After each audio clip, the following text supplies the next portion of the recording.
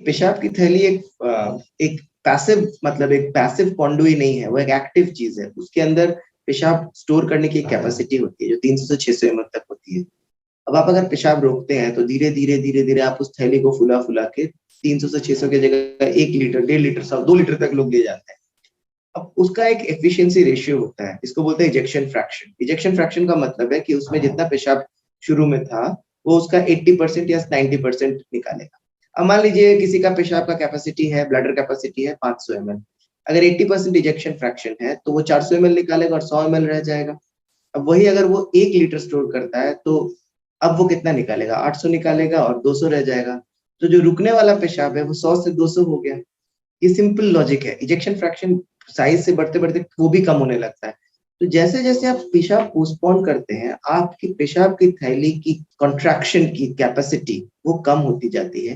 पेशाब करने के बाद भी पोस्ट वर्ड रेसिडुअल यूरिन, जो पेशाब की थैली में बच रहा है पेशाब, वो बढ़ता जाएगा। और वो जब बढ़ता जाएगा तो आपको बार बार इन्फेक्शन होने के चांसेस बढ़ेंगे, आपको बार बार पेशाब लगने के चांसेस बढ़ेंगे, स्टोन्स होने का खतरा बढ़ेगा, और पेशाब में खून या बाकी जो कॉम्प्लिकेशंस होते हैं वो चांसेस बढ़ते हैं। इसलिए पेशाब रोकना एक अच्छा आइडिया नहीं है। हाँ, एक बार दो बार कभी जरूरत पड़ने पे आप रोक सकते हैं, लेकिन रेगुलर बेसिस पे, क्योंकि साफ नहीं है टॉयलेट, तो अगर टॉयलेट साफ नहीं है तो इसके लिए आप अपने अथॉरिटीज से बात कीजिए। Right to privacy and right to a proper bathroom is a basic fundamental right. Ladies specially बच्चियां स्कूल में अक्सर इस चीज को इग्नोर करती हैं और ये बहुत गलत है।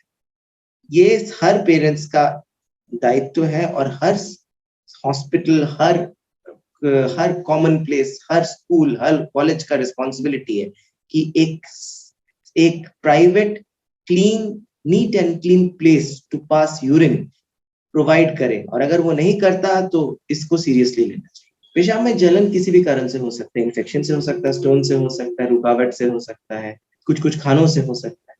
तो एक इंसिडेंस या पानी कम पीने से हो सकता है, कॉन्सेंट्रेटेड यूरिन होगा, या पीएच चेंज होने से हो सकता है। तो एक एपिसोड जिसमें कि पेशाब कम हो जाए या पेशाब में जलन हो जाए, ये यूटीआई नहीं है। थोड़ा पानी बढ़ा के देखिए, थोड़ा वेट करके देखिए, कम से कम 12 घंटा इंतजार कीजिए। अगर आपको बाकी लक्षण है, जैसे बार बार जलन बढ़ रहा है, पेशाब आपको बार बार लग रहा है, आपको लग रहा है कि यूटीआई है, तो पहला काम कीजिए, यूरिन कल्चर करने दे दीजिए, फिर अपने डॉक्टर से कंसल्ट कीजिए। जब तक आपने डॉक्टर से मिलिएगा उतने देर तक आपका यूरिन कल्चर ऑलरेडी प्लेट हो गया होगा और 2 दिन के अंदर आपका रिपोर्ट आ जाएगा। उसके बाद ही एंटीबायोटिक्स खाएं, उसके बाद ही कुछ खाएं। जो पेशेंट्स सीकेडी पेशेंट्स है, यानी जिनका किडनी प्रॉपर काम नहीं करता, सीरम क्रिएटिनिन बढ़ा हुआ है, उनको रीनल डाइट दिया जाता है। रीनल डाइट के तहत आप प्रोटीन की मात्रा थोड़ी सी कम करते हैं। इसका मतलब ये नहीं कि आप प्रोटीन खाएं नहीं, प्रोटीन आपके जीने के लिए जरूरी है, तो थोड़ा प्रोटीन की मात्रा कम करें। आप फ्राइड चीजें और थोड़ा बहुत फ्राइड जो ड्राई फ्रूट्स जो होते हैं इनको अवॉइड कीजिए, क्योंकि इसमें ऑक्सीडेट होता है और पोटेशियम बढ़ने के चांसेस होते हैं। फल का रस अवॉइड करें, फल के रस में पोटेशियम ज्यादा होता है, किडनी पेशेंट्स में पोटेशियम बढ़ने के चांसेस ज्यादा होते हैं। इसके अलावा किडनी पेशेंट्स जो बन चुके हैं उनमें पानी की मात्रा असीमित नहीं हो सकती, आपका किडनी पूरा निकाल नहीं पाएगा। इसलिए पानी की मात्रा जो है वो आपका यूरिन आउटपुट जितना है, मतलब 24 घंटे में अगर आप 1.5 लीटर पेशाब कर पाते हैं तो उससे 500 से 700 ml ज्यादा, यानी 2 सवा 2 लीटर तक पी सकते हैं।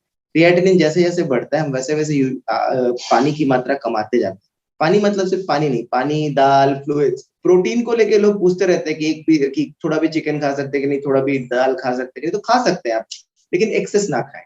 कई बार ऐसा होता है कि ऐसे पेशेंट्स के साथ डायबिटीज भी रहता है, तो उनके लिए बहुत कुछ रिस्ट्रिक्टेड हो जाता है। अब याद ये रखना है कि खाना जो है, खाना खराब खाने से डायबिटीज हो सकता है, लेकिन किडनी खाने की वजह से खराब नहीं होती।